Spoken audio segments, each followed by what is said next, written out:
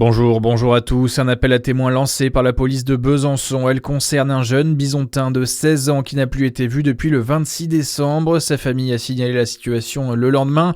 Sa disparition est considérée comme inquiétante par les forces de l'ordre de la commune. Il a les cheveux frisés et les yeux foncés. Sa photo est disponible sur les réseaux sociaux. Si vous le voyez, contactez la police ou la gendarmerie.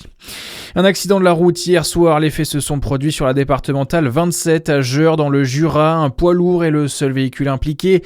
23 sapeurs-pompiers ont été déployés sur les lieux. L'intervention a duré plusieurs heures jusqu'à près de 2 heures du matin. On ignore encore les causes précises de cet accident, mais le bilan définitif fait état d'un blessé grave.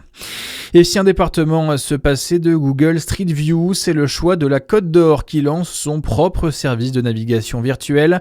Objectif, cartographier l'ensemble des routes départementales, mieux gérer leur entretien et surtout reprendre le contrôle des données.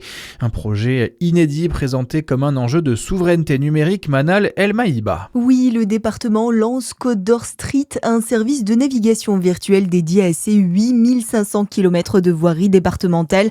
Des images panoramiques à 360 degrés en haute résolution et d'une précision centimétrique ont été captées entre le printemps et l'été 2025 par une entreprise française. Ces images pourront être analysées par des outils d'intelligence artificielle pour repérer automatiquement l'état des routes, des panneaux ou des équipements sans multiplier les relevés sur le terrain. Le département veut maîtriser ces données et ne plus dépendre d'un acteur privé étranger. Coût de l'opération 50 000 €, financé par la collectivité. Un autre outil, Côte d'Or Maps, équivalent local de Google Maps, doit voir le jour à l'automne 2026. Dans l'actualité également, plus de 1000 voitures brûlées et plus de 500 interpellations en France. C'est le bilan de la nuit du Nouvel An communiqué par le ministère de l'Intérieur. Des chiffres en hausse par rapport à l'an dernier, même si les autorités évoquent une nuit globalement plus calme que celle de 2024. À noter que des policiers ont été visés par des tirs de mortier et d'artifice dans plusieurs villes, notamment à Nice, Lyon ou encore Rennes.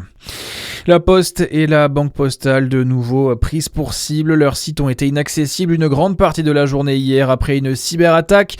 Un incident qui intervient quelques jours après une précédente attaque massive qui avait fortement perturbé le suivi des colis pendant la période de Noël.